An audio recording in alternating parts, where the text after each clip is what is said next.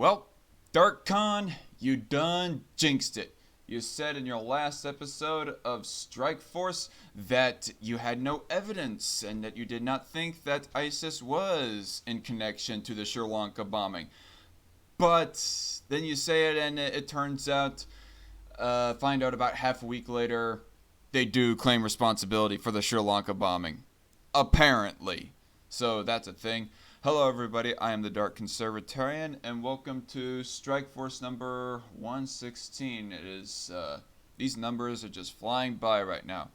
But yeah, what I just recently found out coming across an article that was shared by one of my friends on Facebook is that ISIS is actually claiming responsibility for the Sri Lanka bombing. And, so I thought that would be the main subject of this stream. So let's get right into it because I have dinner waiting for me in the fridge. A nice chef salad. But anyway, this is from the independent.co.uk. Sri Lanka bombings. ISIS claims responsibility for deadly church and hotel attacks on Easter Sunday. ISIS publishes video of bombers pledging allegiance to its leader before attack. Okay, close that down. ISIS has claimed responsibility for bombings that left more than 300 people dead in Sri Lanka, releasing a video of the alleged attackers pledging allegiance to its leader. Oh, really? Okay. So, I have a bit of a commentary to make about ISIS claiming responsibility for bombings and attacks in general. Like, most of the time, it is just them claiming responsibility for these attacks. Like, they particularly did that with the San Bernardino and Pulse attacks, and I think they might have done it with the Paris attack and Paris attack as well, and maybe the Nice attack, the attack in Nice, France, but I'm not so certain. But that's the thing, is just a claim. Now, just by going off of their own claim of claiming responsibility, pretty much due process is no longer needed. Once you admit to a crime, you are pretty much alleged. There is probably solid reasoning to assume that you are in fact responsible for that crime. So yeah, but here not only are they given like a verbal claim of responsibility, but they're also giving out footage of the attackers pledging allegiance to ISIS.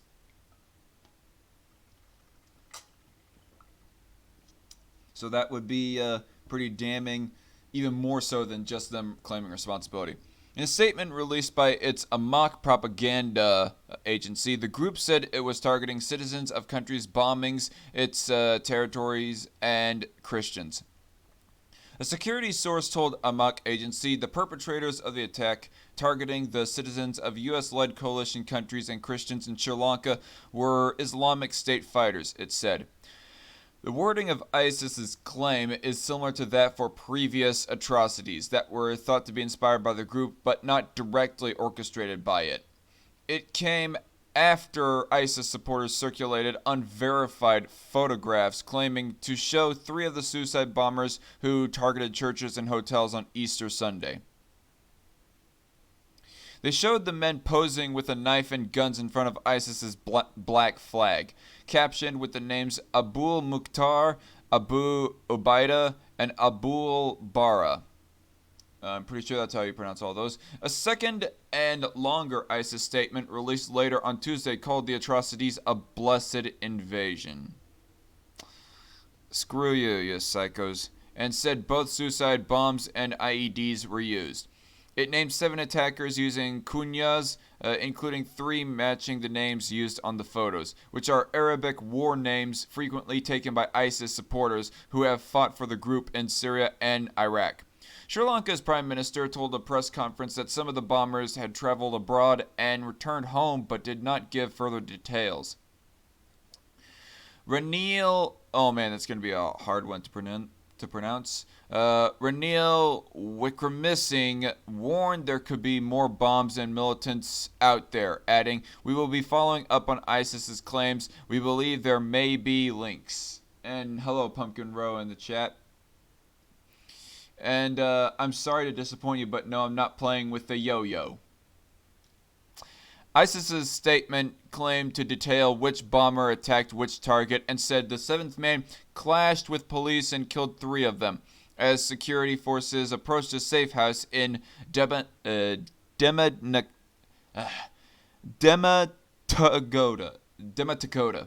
if that's how you pronounce it. The terrorist group published a photograph showing 7 men with their faces covered standing in front of an ISIS flag with an unmasked 8th man. He matched the photo of Abu Abaida, who ISIS said blew himself up at a hotel, and looked similar to local militant leader Zaran Hashmi. It was not immediately clear why ISIS named 7 attackers but published a photo of 8 men, although authorities said a 4th hotel bombing had failed.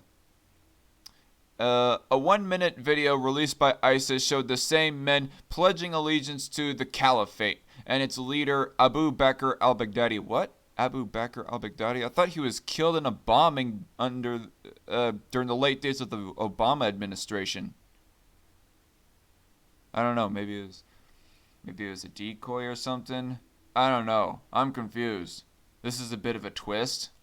Before shouting Allahu Akbar, the Sri Lankan government had attributed the atrocities to a little-known local Islamist group called National Tawheed Jamaat, if that's how you pronounce it, which was previously known for vandalizing Buddhist statues.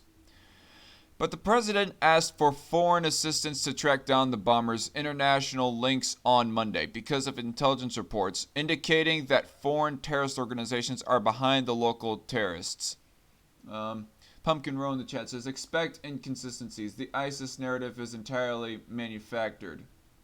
Well, I am confident that they are being given money by perhaps operatives. Well, not operatives so much, but people within the U.S. government.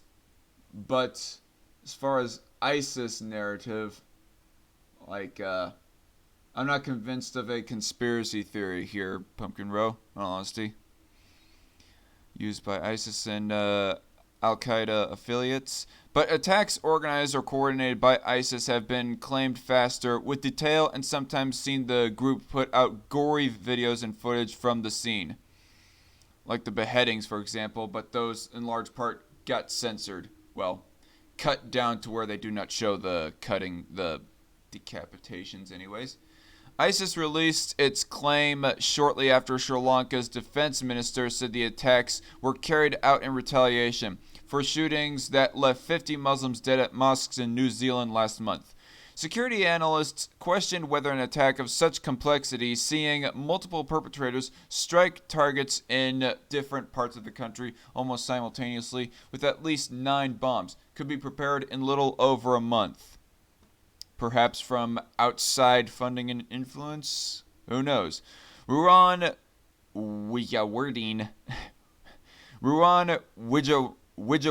if that's how you pronounce it, did not explain the source of the information but blamed weakness within Sri Lanka's security apparatus for failing to prevent the bombings.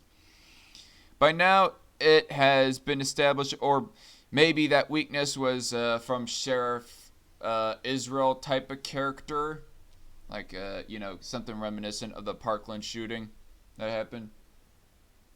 Pumpkin Rose says in the chat, the U.S. government itself, not just people in the government, they've been knowingly funding, no, I would still word it as people in the government, like I do not attribute every single politician in the U.S. government to be funding that, if that is what you're trying to pose there, Pumpkin Row.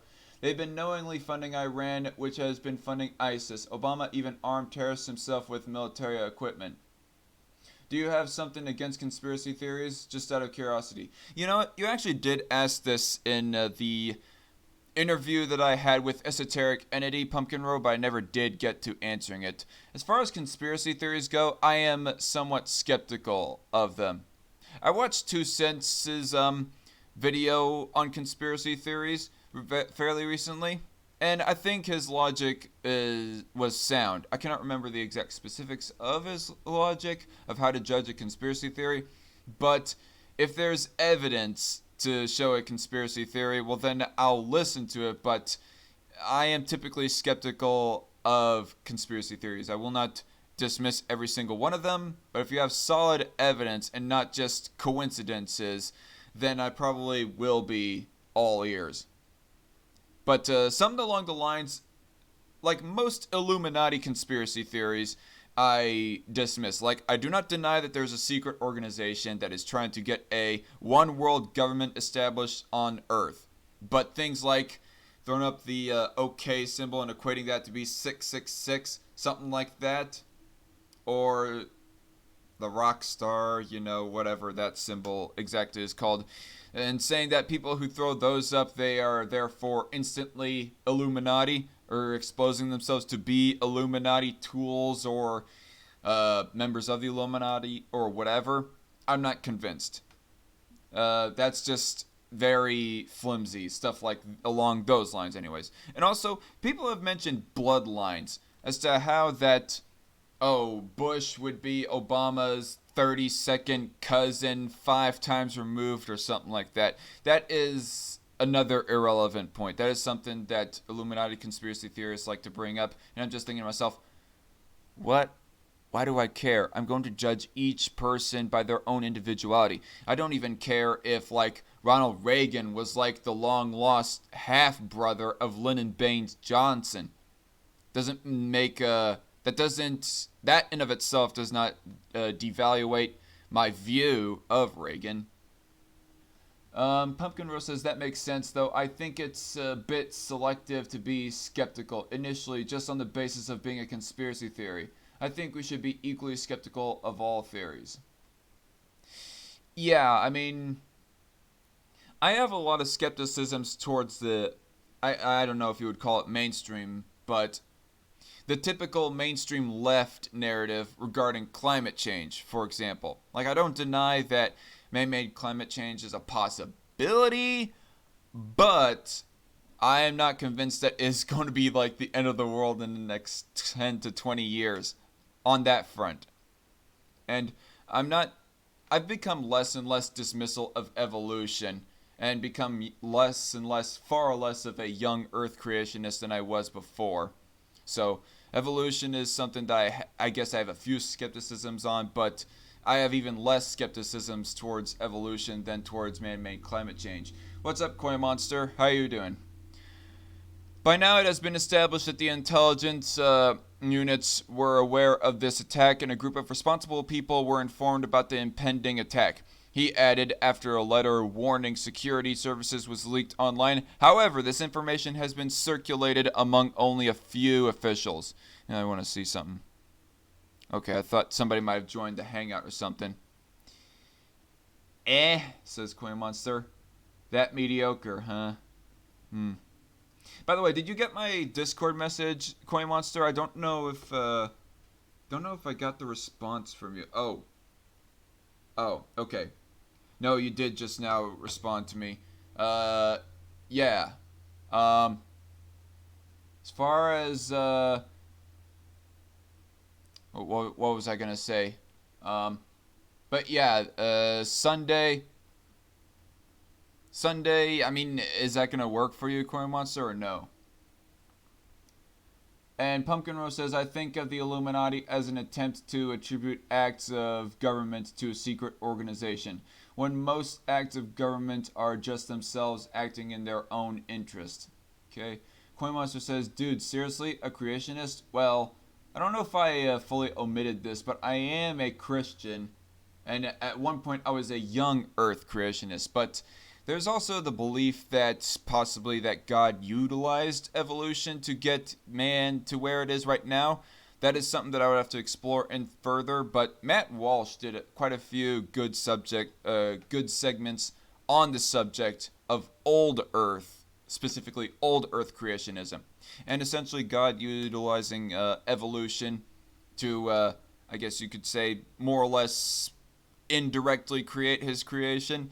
He, utilized evolution, and that one could say that's how I view old Earth creationism anyways. That's my layman's perspective of what it might be. Pumpkin Rose says, in other words, I think of the Illuminati the same as the deep state. It's just more government. Okay.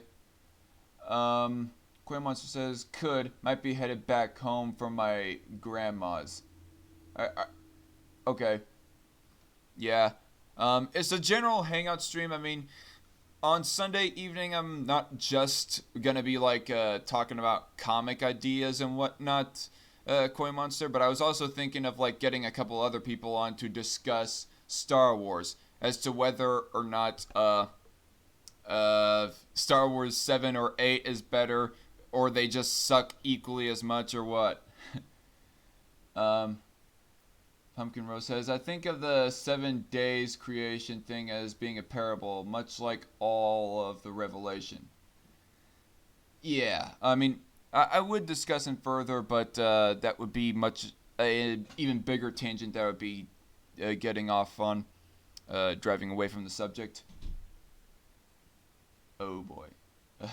I don't think I want to like read that message, Koi. What was I gonna read? Oh yeah. ISIS issued a call for its followers to take vengeance for the Christchurch attacks in an audio recording from its official spokesman last month. Bitch! The people in Sri Lanka were in no ways responsible for the Christchurch shootings, for fuck's sake. I mean, even an alt-right person in the United States, even freaking Richard Spencer, I would not pin responsibility for the Christchurch attacks. Unless if somehow you could like give me evidence to show as to how that Richard Spencer or some other alt-righter helped orchestrate the attack, there is no vengeance here. You're just, oh my gosh. You aren't taking vengeance on the right people here. Like seriously, last I knew, the alt-right does not accept a whole bunch of orange people in Sri Lanka as part of their cult, to put it quite bluntly. Like, for shit. Take vengeance on the wrong party, apparently.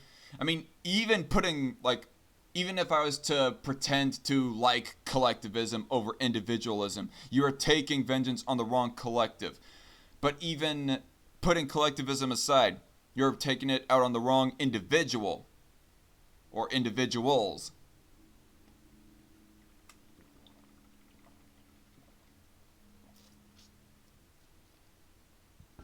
Pumpkin, okay, so we're gonna try to read chats that are specific to this story because the chat is starting to pick up here a little bit more. Pumpkin Rose says, I'm almost 100% sure the Christchurch shooting was a false flag. Okay. Koi Monster says, yes, I'm leaving Thursday. And Toxic Thread says, so true, we need to get back to the person that commits the crime. Exactly. I mean, if the person who had shot up Christchurch wasn't given the death penalty yet, well then I do advocate for the death penalty. In an audio recording from its official spokesman last month. Okay, yeah. The scenes of death in the two mosques are enough to wake the sleep and incite the supporters of the caliphate who live there to take vengeance for their religion and for sons of their ummah who are killed everywhere in the world, it said. Experts had warned that the Christchurch massacre could be used for reciprocal radicalization, which sees Islamists justify their attacks using Western airstrikes and far-right atrocities, and the far-right justify their attacks using Islamist terrorism. So it's just basically collective mentality against collective mentality. What is it with people and thinking with a collectivist mindset? I'll never get it. Richard Spencer. Pumpkin Rose says, the posts in the manifesto were written differently, and there were reports of multiple people on scene blocking exits and such. The manifesto also has no consistent ideology. Yeah, I was listening to a stream one time of where they were basically reading the shooter's manifesto, and it seemed pretty incompatible with its own self. Alright, so I was just checking my Twitter for a second there. Toxic Thread says in the chat, I don't get collectivists either.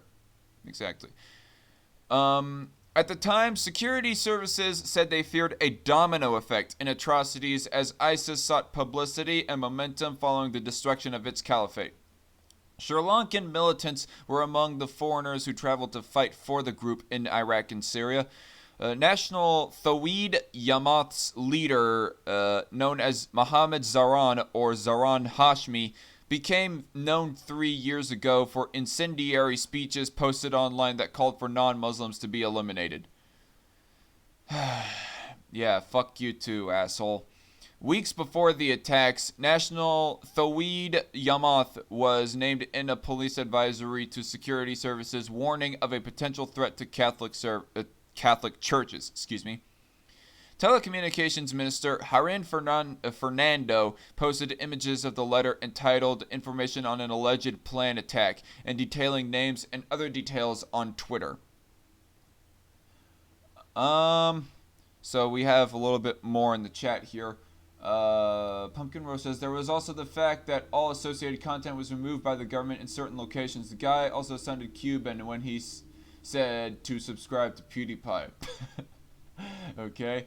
Well, to argue devil's advocate, a lot of Cubans are pretty pasty. When people noticed he sounded Cuban instead of Australian, that's when the videos started getting taken down. Ah, I see what point you're trying to get there, Pumpkin. Now I getcha.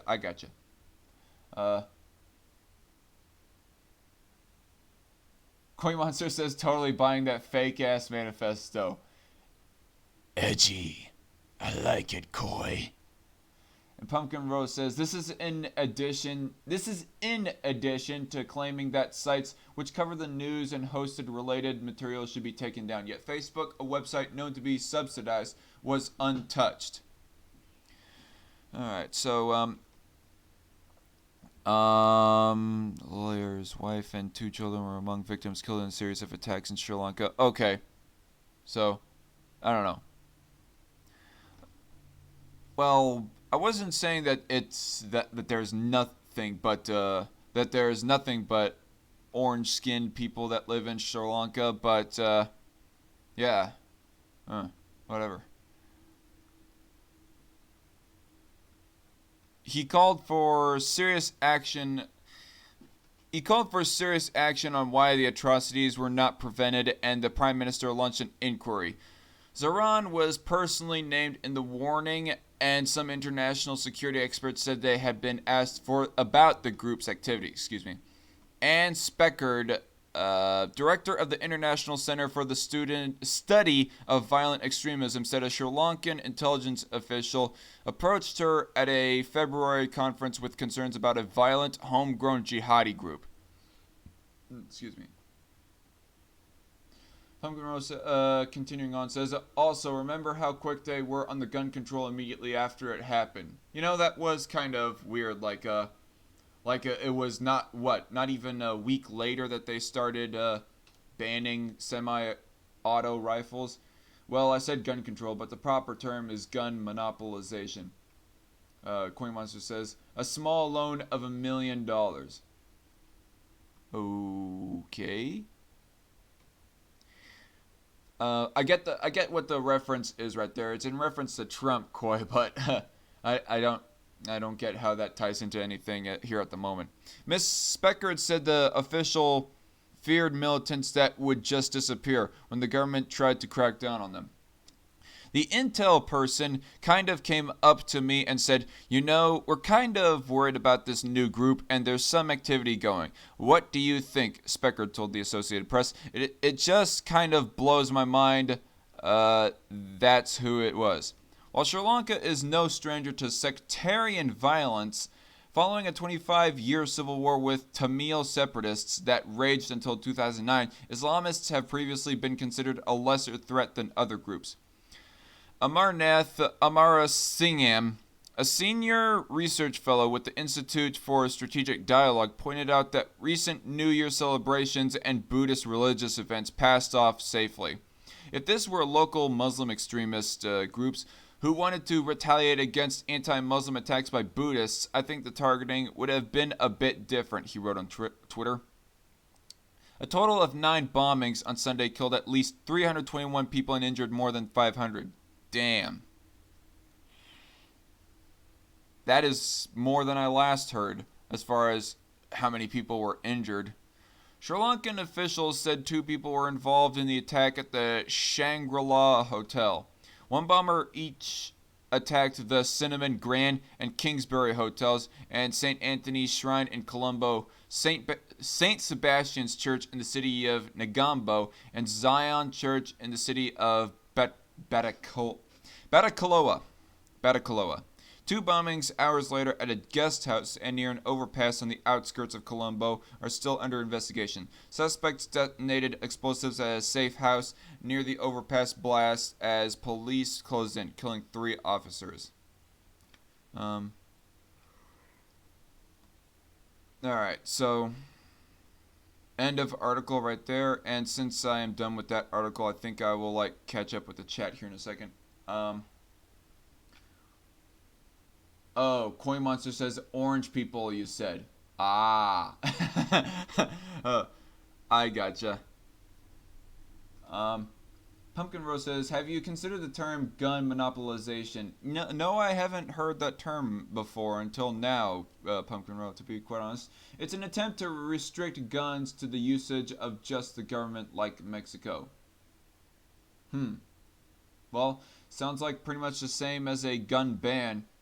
Well, and by gun ban, what people typically mean by gun ban is banning it from the populace, not necessarily from usage of government officials and enforcers.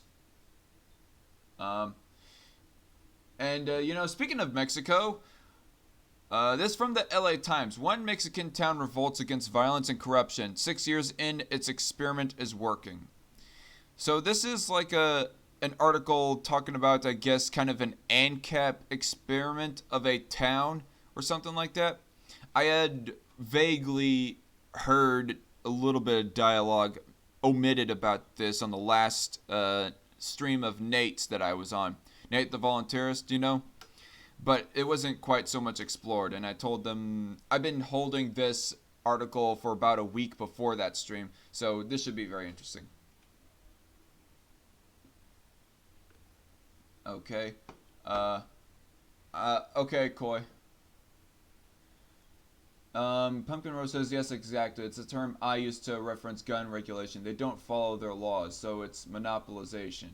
Okay. Speaking of Mexico, are you aware that their constitution is what restricts arms to the government? Well, that's really the truth, and that is one shitty constitution that I would definitely try to amend if I lived in Mexico and was a politician of. Alright. Checkpoints staffed by men with assault rifles, camouflage, and body armor greet visitors at the 3 major entrances to this town.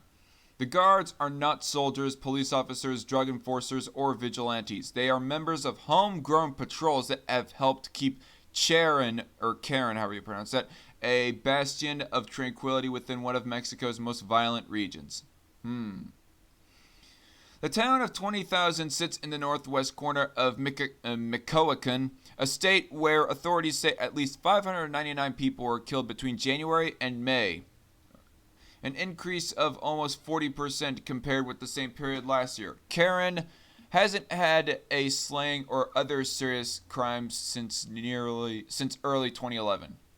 All right, I'm curious as to when this article was posted now. Excuse me for that yawn. Okay, this was posted back in July 10th of 2017, but this is still like an interesting read right here as a bit of information, as an article of information. It's not current news, but this is history right here. That was the year that residents, most of them indigenous and poor, waged an insurrection and declared self-rule in hopes of ridding themselves of the ills that plague so much of Mexico. Raging violence, corrupt politicians, a toothless justice system, and gangs that have expanded from drug smuggling to extortion, kidnapping, and illegal logging. 6 years in, against all odds, Karen's experiment appears to be working. So yeah, this was kind of a rough way, I guess, of transitioning into like a quasi-Ancapistan kind of. I mean, I do not know exactly how this town falls under the government, if at all, because I don't think it's technically said that it's no longer part of Mexico, but it seems to be in an area of Mexico that is nearly abandoned by the government and just ruled over by gangs, pretty much. So, I don't know. I can't imagine those people in Karen being taxed a lot, much less the tax laws being enforced in Karen. If they're not road pirates slash police, they pretty much automatically makes them cheaper and more effective. Do they mention competition for their security? They haven't mentioned it so far that I've read, Pumpkin Row. I heard they were more communist there, says Koi. Huh. Well, just anarchist society in general. Like, if they are communist, I'm not seeing any references to this being like state communism. So maybe this could be Ancom's wet dream right here. I don't know. We couldn't trust the authorities or police anymore, said Josefina, how you pronounce that, Estrada, a petite grandmother who is among the women who spearheaded the revolt. We didn't feel that they protected us or helped us. We saw them as accomplices with the criminals. Might as well have been, if you're just going to be letting gangs kill your own citizens. Indeed, the criminal syndicates that have long dominated Michoacan are part of the reason, along with rampant poverty, that Karen and other rural areas in the state have sent so many immigrants to the United States. Karen's scourge were the Talamontes, illegal loggers who worked at the behest of larger mafias and raided the communal forests that are vital to its economy and culture. The timber thieves would parade through town on hulking trucks ferrying illegal loads of pine, brandishing weapons and threatening anyone resisting. Really? Pine? There are pine trees that far down south? I never would have thought it. Rafael Garcia Avila resisted. He belonged to a town committee that monitored forest use and had taken a stand against illegal logging. He and a colleague were kidnapped by gunmen on February 11, 2011, and never seen again, joining the multitudes of disappeared, quote-unquote, who have vanished during Mexico's war on drugs. My husband loved the forests, the woods, the natural world, recalled his widow, Maria Juarez Gonzalez, tears welling in her eyes. The disappearances, along with other killings, assaults, threats, and the plunder of the town's ancestral forests, became unbearable in a community whose residents retained their identity as Purapeca Indians, one of the few indigenous groups in the area that did not succumb to the Aztec Empire. The Talamontes would drive by in their trucks laughing at us, recalled Estrada, a mother of 8, 6 of them living in the United States, who sells health shakes from a small storefront. Alright. It wasn't safe to be out at night. It wasn't safe to be in the forest. Sometimes I went home and cried and cried. Okay. So, a mother of 8, 6 of them living in the United States. I'm going to presume that... Okay. Sells health shakes from a small storefront. So I'm not convinced so much that this is like anarcho-communism right here in Karen. So I don't know. Just going off of that sentence right there, it seems to be at least slightly capitalist. Finally, she called some other women and decided to strike back. Alright. Or wait. Okay, so I'm gonna get caught up in the chat right now. I was just mostly trying to read on that article. I'll probably... Pumpkin Rose says, as long as it's voluntary, who cares if they're communist? Alright, well, I mean, I wasn't trying to imply that it's moral or immoral, Pumpkin Rose. I mean, that's kind of like Bunny King, or whatever the heck kind of name. Bunny King Riley, I think, is what they call themselves. They call themselves like a voluntary communist. something like that. As in, they are like fine. By they, I mean Bunny King, because I do not know specifically the person's gender, but whatever. They are fine with anarcho-capitalists and capitalists in general, it seems, but preferably they would prefer if it was like, if the communism, like true voluntary communism, was attained through that voluntarism. But I don't know. I'll have to ask my friend who told me that, says Koi Monster. I see. Pumpkin Rose says, in Kapistan, a community would even be able to form a voluntary government as long as everyone consented to it contractually. It's one of the reasons I don't get minarchists. It means they support the monopolization of governments, in which case people are forced to serve them. I would have to have a further conversation, possibly Pumpkin Row, or with somebody about the idea of voluntary governments, because I don't know. Because on the surface, that almost seems, no offense, Pumpkin Row, kind of oxymoronic. When under anarchism, they could just form a voluntary one, continues Pumpkin. And Coinmaster says, at Pumpkin, voluntary government, 1984 shit right there. Oh. And Pumpkin Rose says, nah, people just sign contracts to serve a community-wide government, quote-unquote, but aren't forced to. I mean, who's going around telling people they can't voluntarily select leaders of communities? Coin Monster says the government requires force. Oh boy. I think I sense a debate about to go down here in the chat right here, which means that I am gonna, sorry guys, I'm probably going to, for the most part, avoid reading the chat and just continue on with the article if it's gonna turn into a full-on debate in my chat. I mean, by all means, debate in my chat. I love it, but still. Pumpkin Rose says, I personally see no reason to do so, but nobody's stopping them. Same here, Pumpkin. As if you're referring that comment to voluntary communism. Toxic Thread says, the problem comes with children who are born. If they are 18, will they be forced to be communist? Well, probably not. Not in Bunny King's eyes, anyways. And Pumpkin Rose says, if they're forced, it's no longer voluntary. The idea is that people are signing contracts voluntary, which is giving consent, so there's no authority. Heartless Soy Boy says, hello, Soy Boy. Bunny is an egoist, but his preferred system is mutualism, and also he's a he. Alright, sorry, my bad. I'm gonna be honest. Bunny King has a very effeminate profile picture. It kind of looks like a dyed-haired lesbian was turned into a bunny. I mean, no offense to Bunny King, but that's kind of what I viewed the profile picture to be, kind of. So, yeah. So continuing on with the article.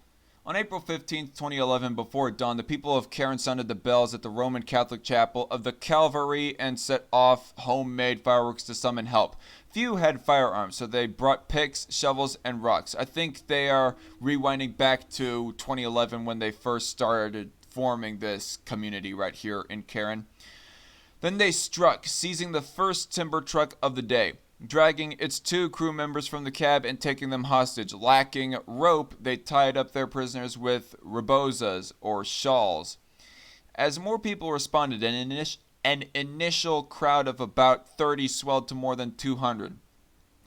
Residents dug ditches and placed timber barricades to block entry to the town. As the sun went down, the people of Karen set tires ablaze and lit campfires to ensure no one would pass. Okay, I see. I was about to ask, you're setting tires, rubber wheels, car tires on fire. That doesn't seem very healthy for your own lungs. But if you're using it to try to make sure that no one would pass, well then, on second thought, that would kind of make sense as a defense mechanism. Eventually, they took 5 loggers hostage and torched 7 of their trucks. The gangs retreated and hostages were returned. But the revolt lived on, known simply as the Uprising. It entered the lore of violence-plagued Macoacan state, where gangster exploits in recent years include rolling 5 human heads onto a dance floor. The townspeople grasped an essential fact. The Talamantes were part of a larger criminal network that controlled drug trafficking and worked hand in hand with politicians and police. To defend ourselves, we had to change the whole system. Out with the political parties, out with City Hall, out with the police and everything, said Pedro Chavez, a teacher and community leader. We had to organize our own way of living to survive. That's cool. Residents walk through the central plaza of Karen, Mexico. This doesn't say a time of when this was, because if this was pre-2011, well, then it did not look that bad. But if this is post-2011, well, then I would say, yeah, they did pretty good for themselves. So I'm going to read a little bit of the chat before continuing on. Soyboy said, well, he's a furry. Interesting is toxic threads. Yeah, I'm going to, in all honesty, that's kind of weird because a lot of conservative libertarians take the part of being like furries or weebs or something or other. Like they'll have some of the edgiest profile pictures or just, yeah, internet aliases ever. They'll either take the profile picture of being a weeb or a furry or something or other. Pumpkin Rose says, the bottom line was that if people are consenting, there's no authority there. So if you're not forcing people to serve the leader you consented to, it's not a government. Okay. Yeah, that's why I kind of thought that originally it was kind of oxymoronic. And I think in that chat comment you kind of admit to it, or you kind of admit to it, Pumpkin Row? I don't know. Pumpkin Row also, hello, Lonely Wolf. And Pumpkin Row says further in the chat, ultimately, I'd never associate with the government, consensual or not, but I wouldn't stop people from joining a community and consenting to one. Neither would any other anarchist. Alright, I see your point there, Pumpkin. Koi says, lighting tires on fire must be fans of Nelson Mandela. And Toxic... Coin Monster says furry weebs. Sure, why not? They'd be merging furry art with anime art together.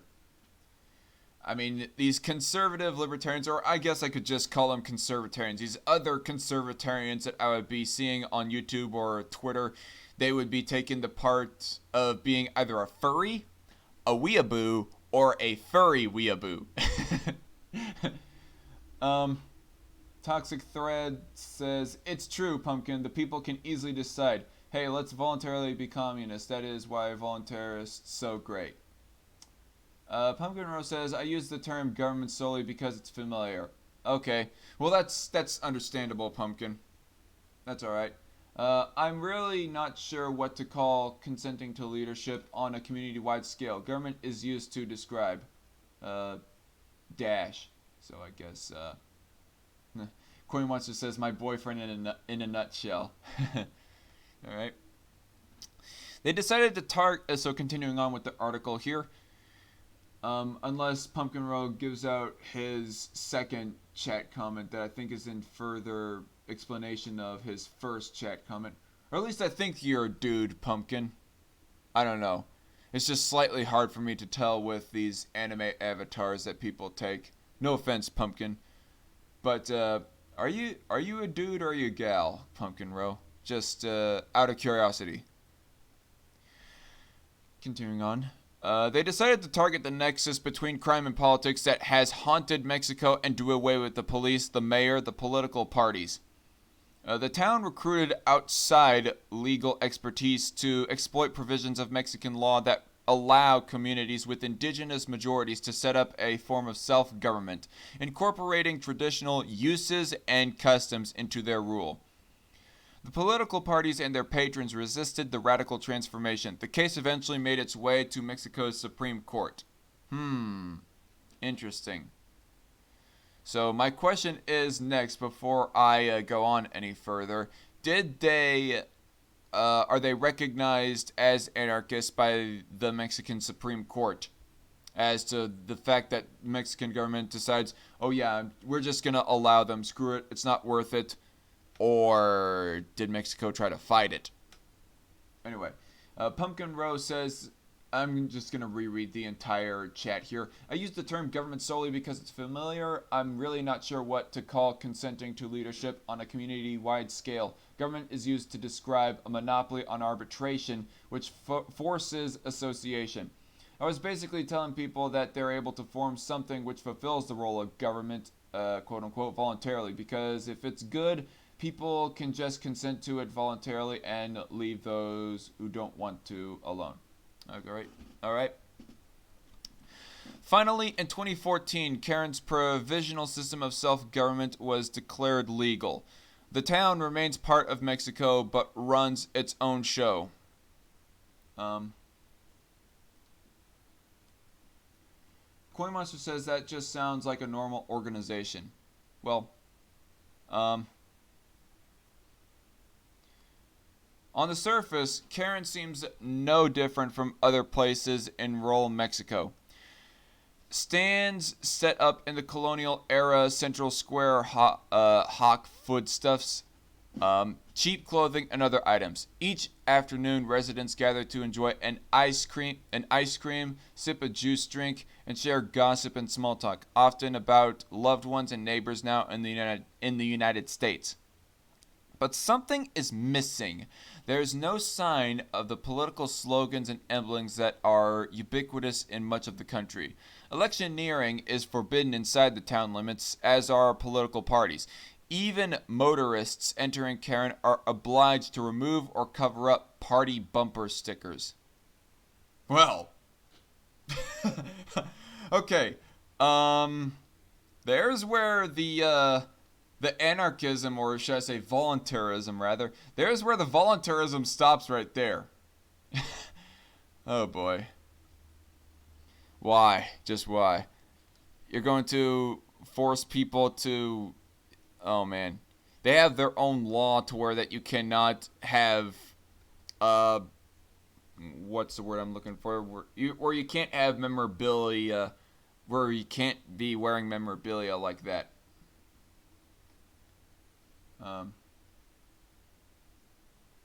Pumpkin Rose says, so I guess what I was trying to explain to you, Dark Khan, the last time this conversation took place was that if you want to have a government, quote-unquote, under anarchism, that's fine.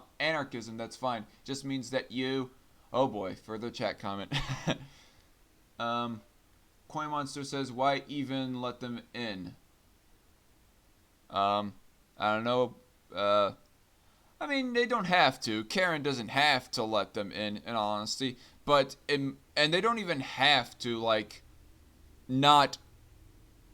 And they don't even have to not ban these party memorabilia that the motorists wear and whatnot, put on their vehicles and whatnot. But if they do either one of those, that's where it kind of, the voluntarism stops, in my mind, is what I'm trying to say. Pumpkin Rose says in continuance, it just means that you can't force others to serve it. People have to consent. So I don't understand why you call yourself a minarchist or want to refer to yourself as one. You could be an anarchist and live the way you want. I don't know. Maybe because I feel like the idea of this whole voluntary government just leads back to square one. That's roughly how I would respond to that, bro. Coin Monster says voluntary association. And Rose says, while allowing other people to live how they want. Voluntary association, basically. Residents can cast ballots in ballots in state and national elections, but they must do so at special booths set up in nearby towns. Instead of Instead of the traditional mayor and city council, each of the town's four barrios is governed by its own local assembly, whose members are chosen by consensus from 172 block committees known as fagotas. After the campfires that came to symbolize the 2011 rebellion. Each assembly also sends 3 representatives, including at least 1 woman, to serve on a 12-member town council. The town receives all the funds, the equivalent of about $2.6 million per year. Wait, whoa.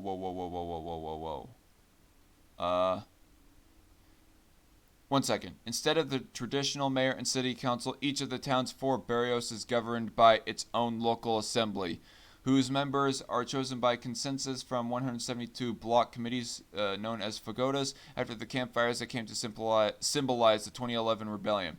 Each assembly also sends 3 representatives, including at least 1 woman, to serve on a 12-member town council. Okay, so I don't know. It doesn't. Okay, so this town here that they are showing, this Karen, doesn't seem like a full-on voluntarist community, is what I am getting while reading in further of this article right here. I'm going to read the chat a little bit more once I read a little bit more of this article, after I've read a little bit more of it. The town receives all the funds, the equivalent of about $2.6 million per year. Officials say that it's due from the state and federal governments. Salaries of 200 or so town employees max out at the equivalent of roughly $450 a month, leaving money to help fund the municipal water system and other services, including a trash recycling program that is a rarity in Mexico. The armed guards at the town entrances are part of a locally selected police force of 120 or so, known as La Ronda Comunitaria. No one enters or leaves without inspection. Okay. So, reading about this town is still fascinating, I will say. Really is. But I would hesitate to call this town a voluntarist community or society or whatever. At most, it seems more like minarchist, at least. Karen was ahead of the curve in the so-called autodefensa movement, which saw many Mexican towns, especially in crime-ridden Michoacan state, set up local militias starting in 2013 as a response to gang-related violence. But other local militias have often turned to the dark side, integrating into existing criminal rings or forming new ones, or have simply disbanded with time. Disbanding in time, that doesn't necessarily mean turning to the dark side, sir, but okay. In Karen, the community police force has stuck and become an integral part of the town's security. Without any major crime in Karen, local officials handle minor offenses such as theft, drunk driving, and disorderly conduct, typically imposing sentences of community service. Specialized squads also patrol the forests. These forests are our essence. They were left to us by our forefathers for protection and nurturing, said Francisco Huaroca, 41, a member of the Forest Patrol, as he and a team trekked past stumps that attested to former ransacking. Without these woods, our community is not whole, is not itself. All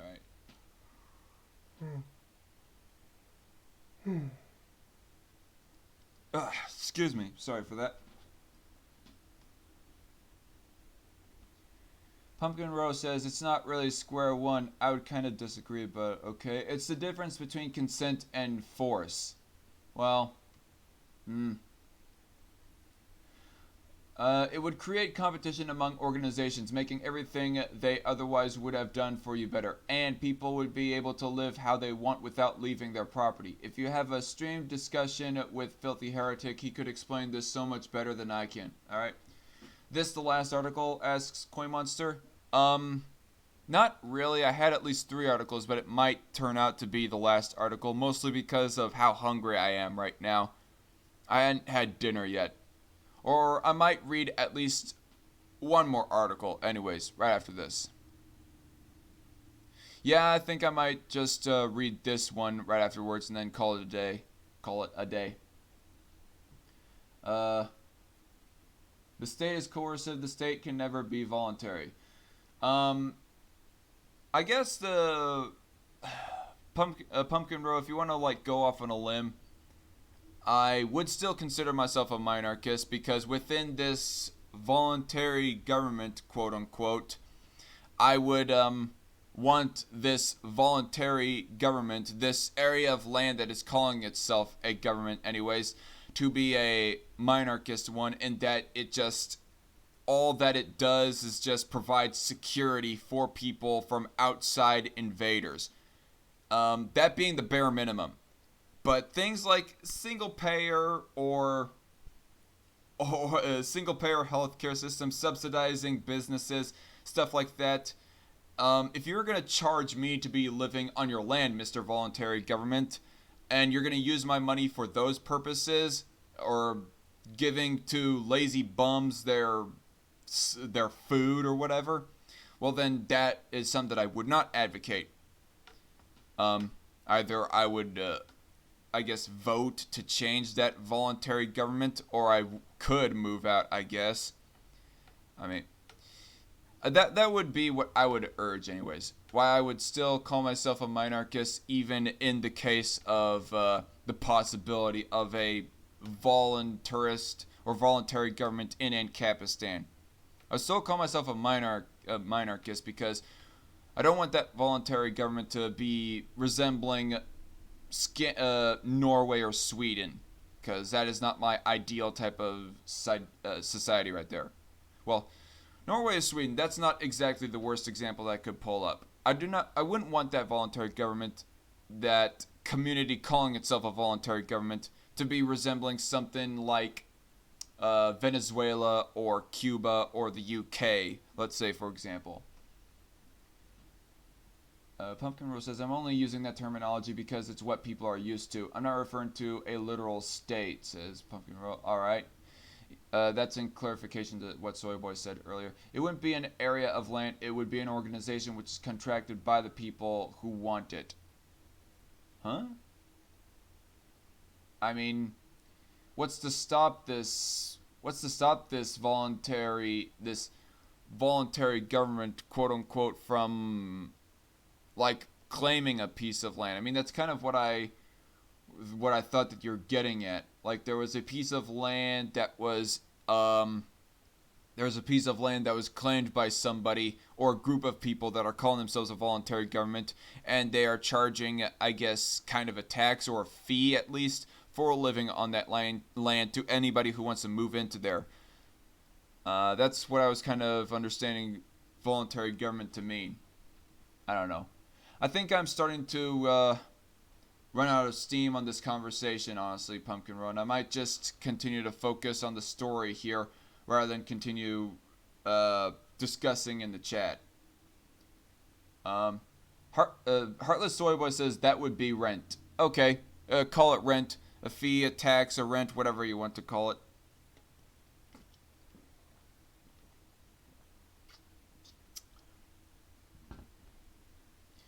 You can have a feudal monarchist society, but you can't have a republic or a democracy, says Soyboy. Ro says no, because you can't claim a piece of land. There's nobody to buy it from. What? I thought that was one of the things that you could do in Ancapistan, or the rhetorical theory behind Ancapistan, is that a person could claim a piece of land or buy a piece of land and use that piece of land for whatever they damn well please. I'm confused, so Pumpkin Row. I'm confused. That no offense, Ro, but that last chat comment didn't make much sense. I mean, especially coming from an ANCAP. You just build your stuff on it, putting work into it. The work being your property, says Ro. So, what? I cannot... You're confused because the character limit here makes it hard to explain. All right, that's well, I guess so, but still, as far as I know, within the rhetorical theory behind Incapistan, you can claim you're a piece of land or buy a piece of land from someone else and use it for whatever you damn well please. And if that's something that you can't really do, which I'm not trying to insinuate that that is what you are explaining Incapistan to be, if that a person can't have a piece of land or whatever, but if a person can't buy or claim a piece of land, or claim an unclaimed piece of land, or buy a piece of land that's already owned by someone else, and then use that piece of land for whatever they well please. If they can't do that, well then that doesn't sound very anarchist in my mind. Swaths. I'm gonna continue. I'm just gonna finish this article before reading further in the chat. Swaths of bald earth sliced through former woods. The scars of looting by the Talamontes. Between 2008 and the revolt in April 2011, roughly half of Karen's 59 acres of forest was illegally felled, authorities said. If it had gone on much longer, we would have had nothing left of the forest, said Roberto Sixto. Sixto said he left Karen as a teenager to work in North Carolina, a destination for many here, but returned in 2010 to help the community confront the escalating crisis. Now 47, he helps manage a vast tree nursery where pine cones are grown into saplings, part of an effort to replenish the hillsides. The nursery holds more than 1 million young trees, of 3 indigenous pine varieties. The town only allows harvesting of diseased timber or logs down by storms or other natural causes. Karen natives who live in the United States have been closely following events here. We never stop being members of this community, people of Karen, said Ramiro Ramos. Ramiro, that almost sounds kind of repetitive. Could plausibly be a Freudian slip, or somebody could Freudian slip over that. Hello, Red Feather. 61, who left almost 4 decades ago, but now heads the Karen Club of Los Angeles. He recently was visiting to inaugurate a new roof on a primary school playground, a project partially funded by LA area residents from Karen. At the Karen Town Hall, a multi-hued mural of Emiliano Zapata, the Mexican revolutionary icon, bears the inscription, "Karen will neither surrender nor be sold." Other towns have endeavored to copy Karen's transformation with limited success. The model has relatively little application elsewhere in Mexico, where the vast majority of the population is of mestizo or mixed race origins. Self-rule laws for indigenous communities do not apply. Not that Karen doesn't have its problems, including poverty, lack of opportunity, petty crime, but the problems of today don't compare with what it was like before, said Estrada, the rebellion organizer. Now we can go out at night. Before, the community felt a great fear. Everyone went inside at 9 o'clock at night and shut their doors. With slayings, kidnappings, and extortion plaguing areas just outside of Karen, all here are aware that it would take little for turmoil and conflict to re-emerge. The governor of Michoacan has publicly threatened a court case to reverse the town's system of self-government. We in Karen remain vigilant, said Juarez Gonzalez, who 6 years after her husband's disappearance is now a Fagoda coordinator. We all know the criminals are close by and may try to return anytime. End of article. So if anybody wants to try to read that article themselves to better digest it than I have, I mean, not saying that I haven't digested that article. I mean, I do think that I have at least digested a good portion of that article. But if somebody else wants to, better digest it, well, then I will provide a link or links. I will provide links for these. I'm waiting for this ad to stop so I can I want to close that ad. But anyway, sorry. I will have links for all these articles down in the description box below if you want to read them for yourself and ultimately better digest this information. But yeah. So anyway. Um,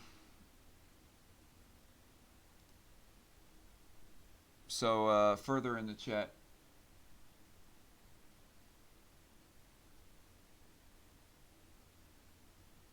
how about you invite me into the stream chat and I just explain it that way? Asks Pumpkin Row. You have my Discord. Um, Perhaps, Row. I can do that. At the same time, I haven't had dinner yet. I guess we could like chat for like 5 to 20 minutes or something. Um, Basically, what the government did was decide they just own an entire country and tell people they have to pay to live there. I'm saying you can't do that. Hey, chat. Pumpkin Rose says they didn't build the structures there and they didn't put work into it. People can technically own land, but they can't just say I own this continent. You now have to pay rent. Oh no, no, I'm not. No, I'm not trying to say that. Like, say if a, and oh, never mind. I'm going to like. I guess I'll. I guess I'll just respond to that chat comment when I actually invite you possibly on this hangout, Row. People can technically own land, but they can't just say, I own this continent, you now have to pay rent. Heartless Soyboy says, some statists from conservative server I'm in said a few days ago that ISIS is a stateless force. Even if they are technically stateless, they are still a force looking to set up a state. So, either way, the guy is either technically wrong or fully wrong, I say, Soyboy. Rose says, but they're hired by the U.S. government. They're literally a status force X3. No matter who did it, it's inhumane, said Red Feather. Pumpkin, isn't China trying to control Africa? She asks. Soyboy says, ISIS is just a state that is trying to gain dominance. Red Feather says, the CIA... Red says, the CIA created and helped fund ISIS. Koi says, can you message me on Discord? Sure, Koi. Perhaps. Red says, and Al Qaeda. Oh. Huh.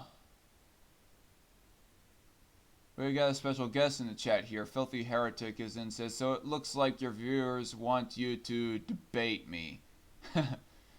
Apparently, well, I would not have a full-on debate, I don't think, because the next debate that I have is with a guy who is a big-time social conservative. Geoconservative is his name. I'll be debating that guy in a couple weekends from now, which that should be interesting. I consider myself a whole lot more socially libertarian than that guy. That guy, I've been generally hearing, he believes in sodomy laws.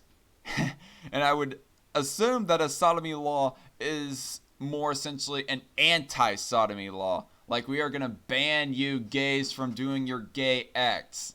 And yeah, I don't agree with that. So I'm going to be debating that guy first before I have a full-on debate with you, Filthy Heretic. But hey, nice that you could come by and watch the Strike Force. Pumpkin Rose says, oh, there's Filthy. Invite him instead. Alright, Pumpkin Row. I guess I'll have a quick chat with Filthy Heretic on this very stream. Actually, no. I can find him on Discord. Heartless Soyboy says, yo, what up, Filthy? It's nice to see you here.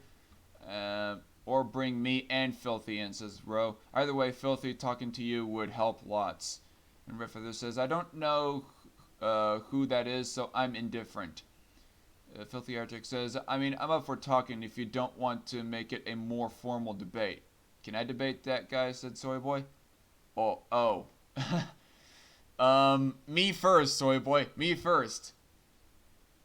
Red Feather says, I don't even know who that is, so I'm indifferent. Well, Red Feather, S-Man has interviewed Geoconservative. So if you're curious of who Geocon is, watch S-Man's interview of that guy. And Brandon Padgett has also moderated a debate between Geocon and Cold of Ham. I know you aren't that fond of Cold of Ham, but I don't know. Watch that debate, and maybe Geocon will make himself look more insufferable than Cold Ham. Which is kind of a funny thing for me to say. Oh boy. But anyway, Filthy Heretic, I'm going to how long is this article right here? I think I'm going to power read through this article right here, and then I'll quickly invite you into this chat, Filthy Heretic, if you'll still be up for just having a cordial chat or whatever. So, anyway, this is also from The Independent. Anti-LGBT politician resigns after being caught having sex with man in his office. The juicy irony. The hypocrisy right here. It's just too good to not crack a smile. Yeah, and I bet this is exactly what Geocon does without wanting anyone to know. Alright. So anyway, this was also an article recommended to me by a friend on Facebook, and he was using this as an example of Christians being hypocrites, which I will say that there are some Christians who are obvious hypocrites, and this would be an example. So, more for entertainment value than anything else, that is why that I am reading this article. An Ohio lawmaker who routinely touted his Christian faith and anti-LGBT views has resigned after being caught having sex with a man in his office.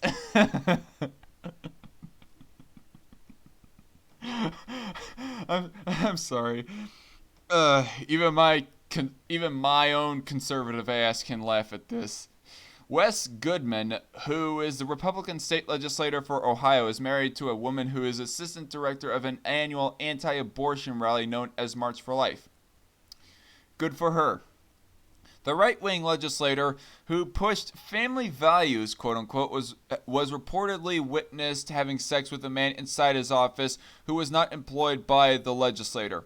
According to the Columbus Dispatch, the Observer told Ohio House Chief of Staff Mike Ditto what had happened on Tuesday afternoon. Mr. Ditto responded by telling House Speaker Republican Cliff Rosenberger, who in turn met with Mr. Goodman. Mr. Goodman, whose Twitter biography describes him as Christian, American, conservative, Republican, husband to @Beth 1027, has regularly claimed natural marriage occurs between a man and a woman. I will say that between a man and a woman, it is more natural, but just because it's more natural doesn't mean that it's less immoral or anything like that. But just because there is a certain unnaturality to homosexuality doesn't make it outright immoral, I say, in my opinion.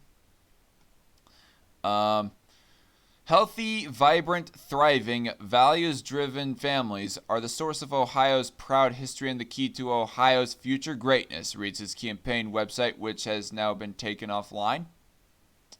All right. The ideals of a loving father and mother, a committed natural marriage, and a caring community are well worth pursuing and protecting. I will say that, yes, I am a libertarian who believes that homosexuality and most kinds of sex, I mean, obviously not pedophilia. I'm not putting pedophilia under this, or even bestiality really under this when I go saying this, but I think that generally all sexualities are acceptable or should be legally acceptable, but the conservative side of me says that I do think that it is, at least philosophically, better to have a one man, one woman household raising children. Have a hetero couple. I mean, that doesn't mean that I want to bar people of other sexualities from, adopting children. In fact, far from it. I would like LGBT people to adopt more kids, to make all these saved from abortion or whatever kids in the foster system have some kind of a parent, at least. better to have a transsexual lesbian couple than to have as your parents than to have no parents at all, is my philosophy. And I think if Geocon was to watch this, he would die a little on the inside. Mr. Goodman was elected to represent the 87th District in North Central Ohio just last year. Prior to that, he worked as an aide to U.S. Representative Jim Jordan, a highly conservative, anti-LGBT Republican. Wait, what? Jim Jordan is anti-LGBT. I don't know. I don't know. As far as I know of Jim, I like Jim Jordan, in all honesty. He was one of the people that, alongside with Trey Gowdy, that was, I guess you could say, what's the word that I'm looking for? That was kind of, I don't know what the word would be. He was kind of leading the charge along with Trey Gowdy against Hillary Clinton and other kinds of government corruption. So, I somewhat respect Jim Jordan, but if I was to actually find out that he's anti-LGBT to the extent that he wants to ban LGBT practices, well then that would serve as kind of a big blight, in my personal opinion. I mean, at least Ted Cruz, he says that homosexuality and marriage in general should be left up to the states. At least he says that. I've heard him say multiple times. The Human Rights Campaign, the largest LGBT advocacy group in the U.S., named Mr. Jordan in their Hall of Shame in 2014 for attempting to block marriage equality in the District of Columbia. Okay. Okay.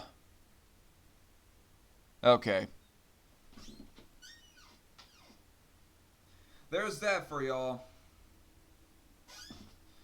Jim is, in a way, anti-LGBT, as a matter of fact. Mr. Goodman, whose Twitter is now private and whose Facebook page has been taken offline, expressed his commitment to so-called family values in a statement back in 2013. Faith, family service, stewardship, strong education, and investment in our local communities are what Ohioans value. My wife Bethany and I value those same things and are ready to get to work to serve you, he said. The lawmaker acknowledged he was stepping down in a statement. We all bring our own struggles and our own trials into public life, he said.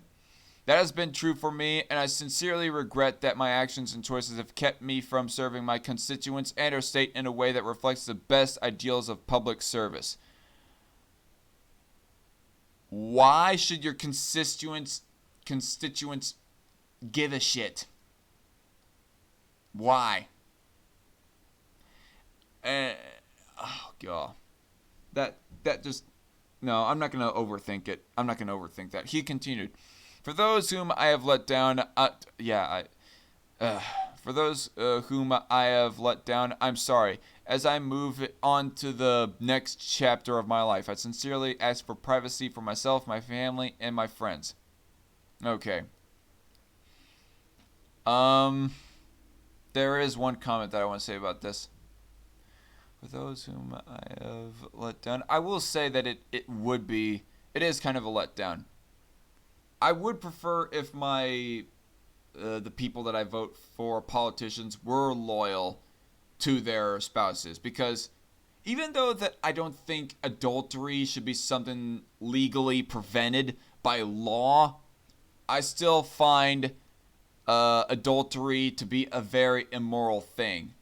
I find polygamy, I think is something that law should not get involved in.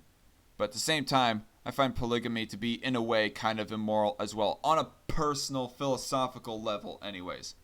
I was alerted to details yesterday afternoon, but okay. I was going to say something else as well. But on further extent, it's not a deal breaker to me for somebody as a politician if they commit adultery, if they happen to be a womanizer or whatever. I was alerted to details yesterday afternoon regarding his involvement in an inappropriate behavior related to his state office. Mr. Rosenberger said in a statement, "I met with him later in the day where he acknowledged and confirmed the allegations. It became clear that his resignation was the most appropriate course of action for him, his family, the constituents of the 87th House District, and this institution. End of article. And so, Filthy Heretic,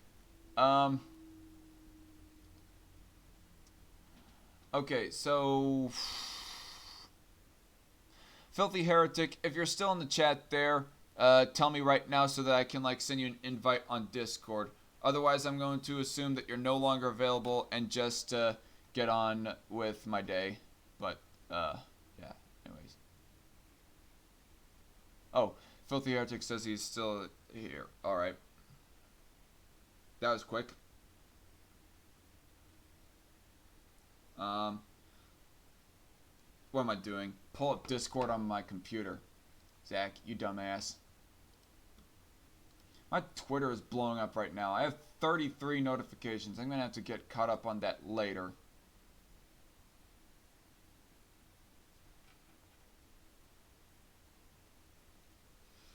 Okay. So, SO's Red Forest. And there's Lord Admiral Heretic. Alright, I'm going to close these two articles down since I did not read them. Minimize that browser. And I got Hangouts up here. And Filthy Heretic, I'm sending you the link right now. So. What is this? A coin monster sending me this for us. To speak with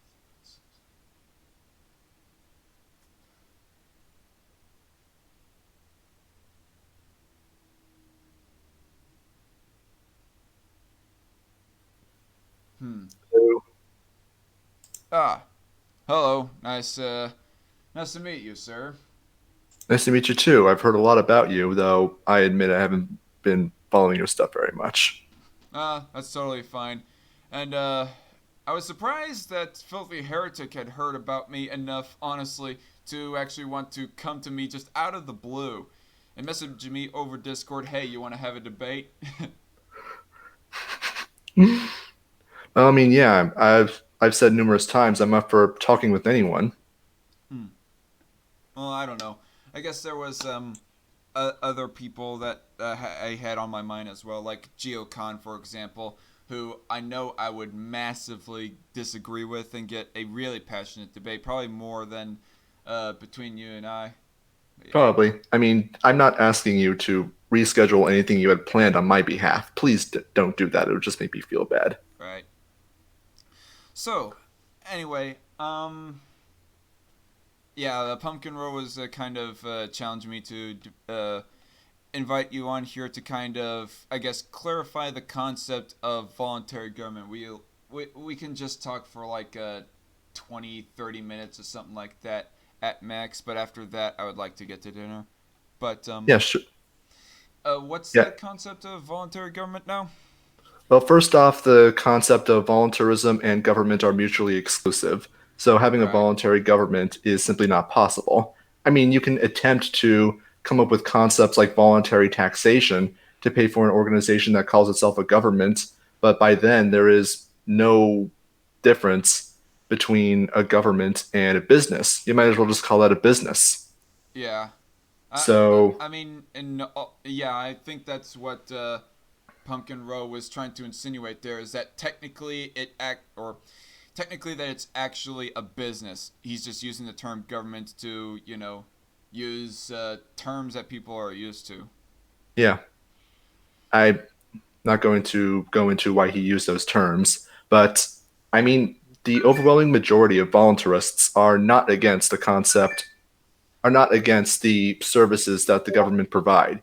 We just don't believe that a single organization with a monopoly on arbitration should be the sole provider of these goods and services. And even if they aren't the sole provider, that it should be funded through involuntary taxation, should be funded through theft. Right. I mean, I guess the way that I found this voluntary government, quote unquote, I guess the way that I kind of saw it was essentially like a large apartment complex turned into like its own small city, sort of. Like if you decide to move in there and you want to continue to live on there, you have to pay a fee to the person or the group of people that ultimately own this quasi town, if shall we call it, this privately owned town, I guess we'll say. Yeah, that sounds very similar to Hans Hermann Hoppes' concept of the community covenant, which I'm a well-known critic of Hoppe, but don't get me wrong, like that's one of the ideas that actually would work. However, there's no reason why you can't own your own property and pay rent Hmm. to nobody. I mean, granted, it might be more expensive than simply renting a house, but that's entirely your decision. Right. I mean, I guess somebody who like wanted to set up a small store inside this privately owned town. I'm gonna refer it to that, or this privately owned city, instead of calling it a voluntary government. Let's call it a privately owned city. I prefer the term voluntary society. Voluntary society. Okay, in this voluntary society, whatever you want to call it, somebody who wanted to set up a small store would end up paying rent or dues to the person that ultimately owned that piece of land or whatever that the voluntary society is set up in. Yeah. I mean, Uh, if they're renting the store space, of course, that might be the arrangement, kind of or like a maybe mall. the yeah, or you could have a situation where they pay the owner a lump sum and they own it for, I don't know, 80 years, just to throw out a random number. Hmm. Yeah. Yeah, I guess that could technically work. Although, say for example, the voluntary society had its own security force or military, something along those lines. Privately owned military that protects everyone within the voluntary society. The person that decides to buy land from the owner of the voluntary society, I don't see how that would work necessarily without the person who bought that piece of land having to pay even the smallest fee for like being, I guess you could say, protected by the private military, or the person that owns the private military and also owns the voluntary society. Well, I mentioned in a video I did about the courts problem that I do not imagine that it'll simply be private security. I think private security will sell itself specifically to crime insurance companies, which will be the prime mechanism by which people are protected. And of course, it will be in the incentive of crime insurance companies to make sure that the actual culprit is found and then made to pay restitution and compensation for their victims. Hmm. And of course, the mechanism by that, I probably spend need to spend a lot of time like really going into detail about that. But yeah, I did make a video about that with the anarcho-capitalism and the courts problem. So wait, what you're saying is that what you're saying a private military would not remain existent for that long? Well, what is a private military in the absence of foreign conflict? Um, I mean, I guess what is a private military if in the absence of foreign conflict? It would not be a military in this wild rhetorical, but in reality, I don't think that conflict would cease to exist. Well, the only reason we have perpetual wars right now is because it's in the government's interest Hmm. to create them.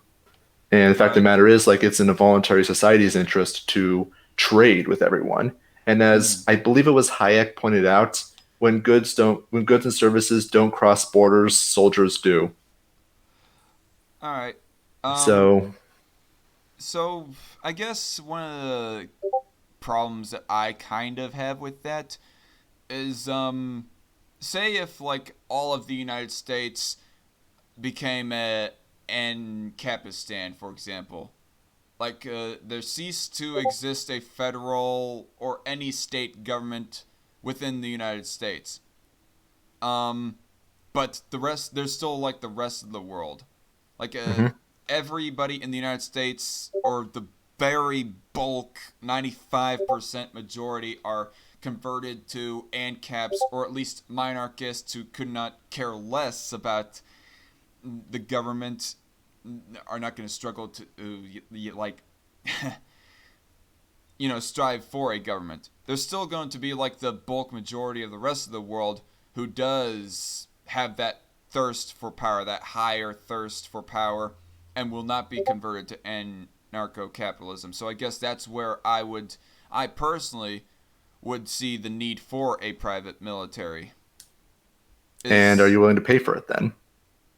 I would, yeah. Then the private military will be paid for. Mm-hmm. So I mean, you kind of.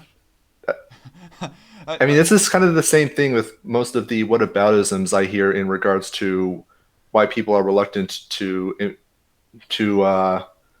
look at a voluntary society as a viable model. Because what about healthcare? What about the roads? What about the police? What about this? What about that? Now, don't get me wrong. Like these are excellent questions. These are things worth thinking about. However, the answer always is like, is this thing important? If yes, then would you pay for it voluntarily? If yes, then it'll be paid for. If not, then you really have to wonder if it's important in the first place. And if it's not that important, then why is the government wasting taxpayer resources on it? mm. Although I'm going to be honest about the roads here, I'm not terribly concerned about the roads because where we're going, we don't need roads. I call myself Lord Admiral Heretic on SO server because my plan is to get a fleet of spaceships. That would be awesome. I mean, I don't know.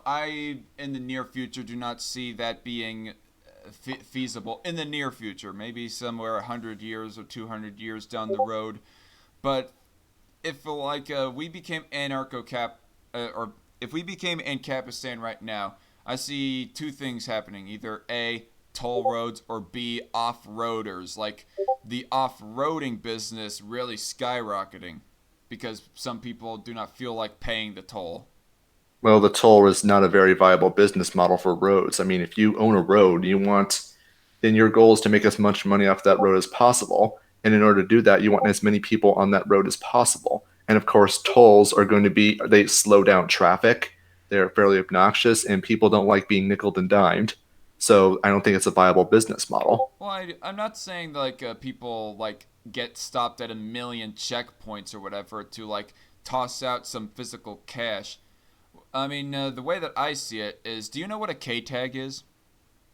Uh, but I might know it by a different name. Are you referring to those electronic devices you put in front of your car, Yeah, and then when you like get on to a the toll, you just drive through? above the dash or something like that. Yeah, so that you could like just zoom on by the freaking checkpoint and get onto Yeah, the turnpike a lot easier, the toll road.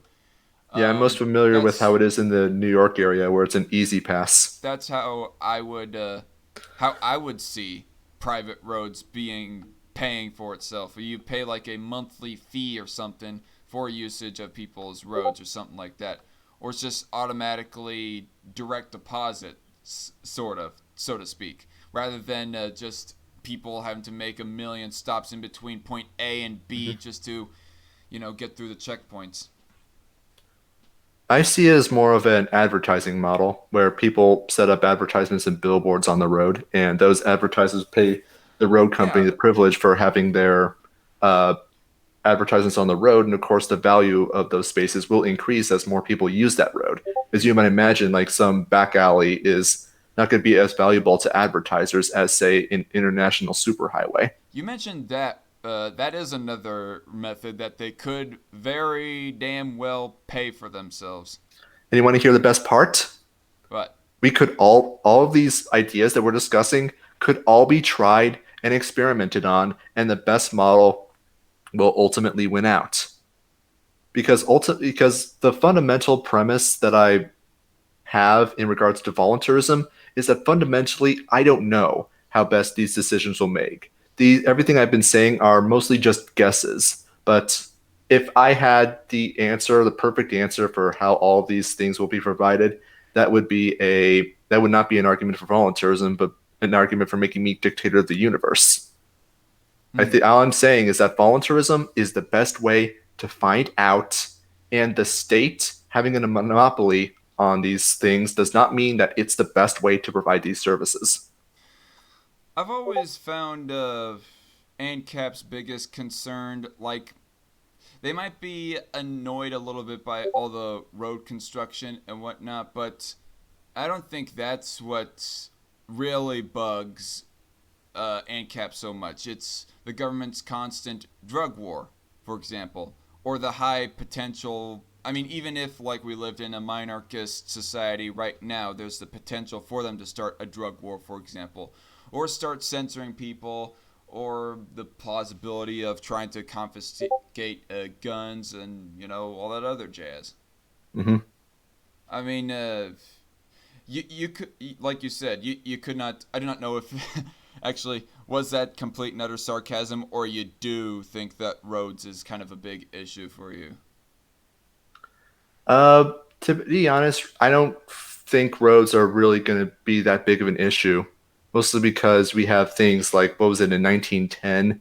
There was the Three Rivers Road, I believe it was called, that was built in 1 hour by farmers in Hmm. Ohio. Or was it Ohio or was it Nebraska? Well, no. What I'm sorry. I think I might have been a little bit confusing with the way I was asking that question. Um, the way that roads are set up right now, how they're paid, how they're built, how they're paid for and built right now, is that a big issue for you personally as an ANCAP? To be fair, I don't consider myself an ANCAP anymore. I call myself a voluntarist, mostly because ANCAP is fairly exclusionary, and the fact that capitalism has basically become a meaningless term at this point. I mean, Esoteric the Free did an excellent video about this. How you ask 10 people what capitalism means, you'll probably get 11 different answers. So voluntarism is more inclusive because not only are free markets compatible with voluntarism, but so is mutualism and even communism, if you can believe it. I kind of think that it's a term that needs to be reclaimed, but I get your point because some people consider social democrats of all people to be capitalists. And that's my point. It's a meaningless term. Some people say that's voluntary exchange of property. Other people say that it's the private ownership of the means of production, which they may sound similar, but when you really dig into it, they really aren't. But my earlier question wasn't really answered. I don't think, anyways. But publicly funded roads right now, like that in of itself, is that a big issue for you? The fact that the government needs to pay for things with stolen money, that is probably the most important issue. And this is not something that you can get rid of. The The government most? requires taxation to exist. It requires to inflate currency to exist. And even if it doesn't start out that way, it is going to eventually get a monopoly on credit through central banking. That is just inevitable. So So it's the fact that the taxation exists that is where the issue lies, as far as roads go. the real issue when you get down to it is that the state is unethical. Its mere existence is unethical, and So it cannot be justified. the fact that it taxes, okay. Um, I It's mean, not that it's not just that it taxes, it also legislates. It also okay. enforces. It violates your rights. It does a whole bunch of stuff. Taxation is simply one of the ingredients on the evil cake. I mean, there are a lot of individual problems that we could go down. I wonder if there are any other comments or chat comments that are held for review. I haven't checked comments at all. Let me go. Never mind. There was only one that was waiting for approval. It was from Pumpkin Row. But what was I gonna say? I mean, there are a lot of individual problems that we could like go down the laundry list, as far as that is caused by government or people within the government, more specifically that I like to frame it as.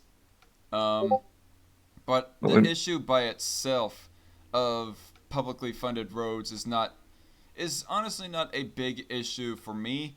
And hmm, if the I tech, mean, the problem is not the roads or even like how the roads are paid for. It's the fact that the funds are being stolen from producers. Mm. It's no different than if a mafia did the exact same thing. It's morally identical. It's just that one is more honest about the fact that what they're doing is criminal. Well, if I may explain, like, say if the income tax rate was like 10% or some other kind of tax that was kept very low. Me personally, I'm not going to miss that amount of money that much, so I probably would not even, with that out, uh, I probably wouldn't even with any resistance really find that worth resisting and just pay it up. And it just depends on where the money is going to, is my thing. Well, I mean, that's good for you, but I mean, I don't want to have that decision imposed on me. I want to keep all of my money and spend it on things that I want to buy. That might Okay. be, that might be, I might end up paying 11% of it to services that the government originally provided, but ultimately it'll be done on my terms.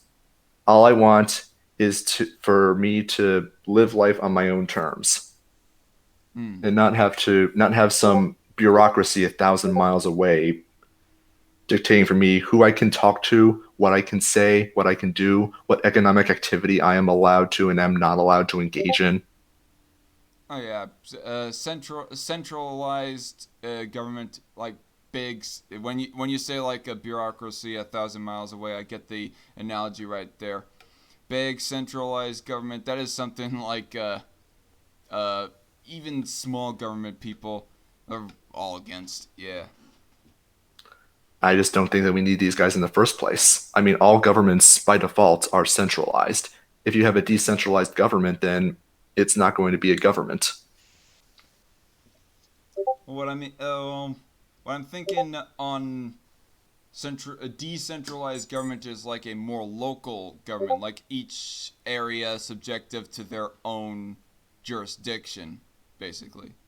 I mean, I don't. Here's the thing: like I've said, it's 1,000 miles away. I said that these guys are 1,000 miles away, but I don't care if the guy's my neighbor. He doesn't have a right to come to my house, point a gun at me, and demand 30% of my stuff. Well, okay, I get the analogy right there, but I'm just saying that it's not as centralized, not near as centralized. In fact, it's rather dispersed. That kind of government power. Dispersed authoritarianism is still authoritarianism. It doesn't matter if there is one mafia in Sicily or 50. Well, A okay. group of despots is still despotism. Well, seems almost. I mean, if people, if that organization was not spying on you or anything, was doing very little, if anything at all, to invade in your own personal life, I would say a despot is kind of hyperbolic. Are they stealing from you? If you're meaning tax, well then, yeah, in the rhetorical I'm talking about. Then yes, then what they're doing is despotism. Mm. I mean, they're already engaging in rank hypocrisy by enforcing a law that says that you're not allowed to steal while at the same time stealing from you. I mean, if you want law and order, which I think we both agree on that law and order is preferable in any society, then it makes no sense to have a government to enforce it because fundamentally they need to do those very criminal acts to do so in the first place. And you showed an article just earlier about a quote unquote anti LGBT lawmaker, which I don't know what anti LGBT means, who is himself a Yeah, homosexual. I've I've been oddly So, enough called anti-LGBT just because I don't accept the gender spectrum. So yeah, stupid. well, let's Um, see. I sexually identify as a Jupiter sized capital ship, and my pronouns are Your Majesty, His Majesty, well, and you will address me as such. fuck you. I'm not obliging by that. I guess I'm Aw, anti-LGBT. aw. But so let's okay, back to the whole voluntary society thing. The voluntary government, quote unquote. as we are like loosely calling it. Hmm. Um, Say for example, like you decide to move into this town, uh, and of course you go pay the monthly fee for living in this person's privately owned land or whatever.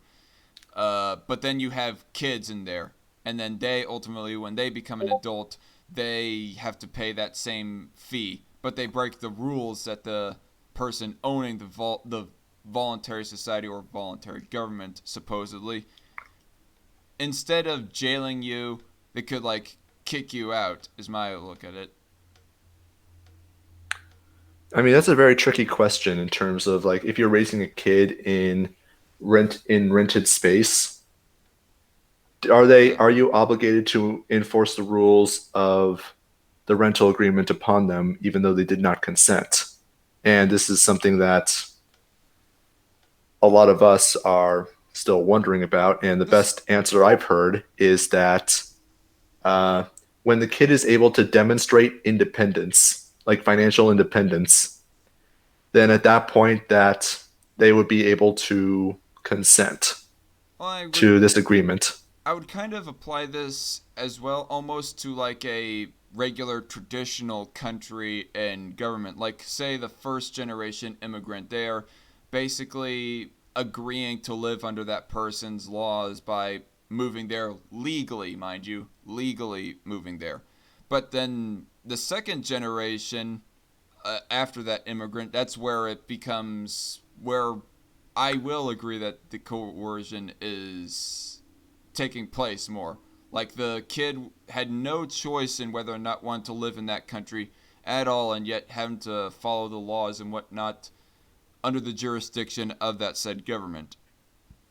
Um, by extension, looking at this whole voluntary government type thing, I mean, if let's say the person running, well, okay, I'm not going to say voluntary government because it does sound a little bit cringe.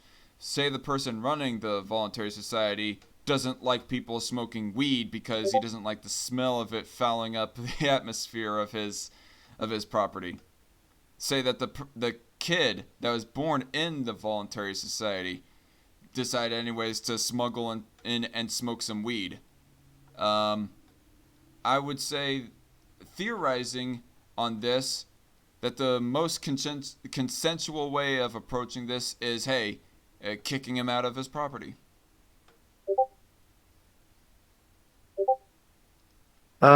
Yeah, that creates a tricky situation. Mostly has to do with like, can kids or at what point do kids consent? And I think you also touched upon like what is the origin of the state? Like how do states form? Maybe maybe I inadvertently and unintentionally implied on it. Well, yeah, I guess so because I don't know. I I find mean, I kind of find this idea of voluntary society to be kind of going back to square one in a way for the people living within the area of that voluntary society. Like everyone else just living completely by their own and not on anyone else's land. Those people are all individualists and Capistanis. But people within the voluntary society, it seems to be back to square one with them. You're basically living under someone else's jurisdiction in that case. well, I mean, I've already pointed Kind out of that you don't that the towns and areas aren't all going to be privately owned and then rented out. You're going to have people owning their own land. And I think that's going to be the norm because they probably won't want to deal with someone else's rules. not every piece of well, I'm not trying to impose. I'm not trying to pose here on the idea of Ancapistan that every single piece of land is going to be owned by the person running and owning the voluntary society.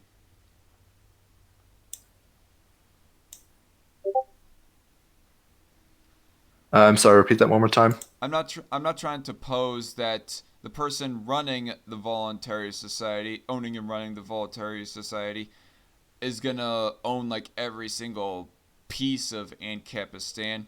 Like say Ancapistan was 100 square miles worth of land, and the voluntary society, the land that is owned and under the jurisdiction under the owner of the voluntary society is 10 square miles. I'm not trying to impose that under the rest of the 90 square miles of Ancapistan, he owns and runs that as well. Just the 10 square miles. Hmm. And I think we can both agree that there would be competition between these. I want to say community covenants. Yeah, I could agree that there's competition. I mean, there's voluntary society number 1 runs his 10 square miles. Voluntary society number 2 runs his 10 square miles, and so on and so forth, I guess. And I think we can also agree that, given how markets work, they're going to want to have the most favorable living conditions and the most favorable rules and at the lowest prices. Mm-hmm. So naturally, I think like these rules, for example, no weed, while they are well within their right to have that rule, I think will be selected against because you can't objectively demonstrate that smoking weed or even simply possessing weed is unethical. You might disagree with the lifestyle. I mean, I've Yeah, never smoked a joint in my life, and I don't plan on doing so. But I I mean, you're don't well within your right to do so. I don't really have an opinion on weed, except that I think that it should be allowed. Well, I mean, But it's not. I don't think it's in. I don't think it's legitimate for anyone to decide whether or not it's allowed at all. um, I mean, disagree with the wording that I used right there or not, but that's the way I word it. Hmm. Yeah. Sorry if I'm being a little pedantic. It's just that I like to be specific. All right. Um, but I think I'm gonna wrap up this discussion here because, like I said, I hadn't ate dinner yet. Red Feather, but very quickly, Red Feather asks in the chat, "How did we get to kids' consent?" Okay, when I was talking about the idea of a person moving in a voluntary society and then he has kids there, I wasn't saying that. I wasn't trying to imply that the kids have a type of consent. And when I was talking about that kid, like smoking weed, smuggling in and smoking weed or whatever, I wasn't saying specifically no, he's under 18. Let's say that he did grow to be a full-grown adult, Red, Hmm. but breaks the rules set off by that voluntary society. Um, yeah, he would Well, likely be kicked out or something or other. I thought you were talking about a kid who was under 18. I mean, in that case, then they're in violation of a contract that they consented to, and you can objectively demonstrate, like, yes, you violated line 18 on the contract, and in the contract you specified, if you violate these rules, I can kick you out. Yeah, I mean, if they're under 18, if they are not an adult yet, well then that's up for the parents to punish them.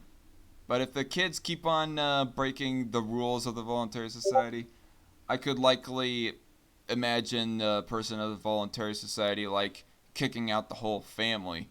You cannot get I, control of your kid. Screw you. I'm sure those terms will be in the contract. There's no reason that they wouldn't be, Likely. especially since like well, as we've said, like this kind of thing's a little messy and myopic. So I mean, we figure this out through market competition. Figure out like what works best and what people like the best. Eventually, that becomes the norm. There's a reason that horse and carriages are pretty much a novelty now. Hmm. Yep.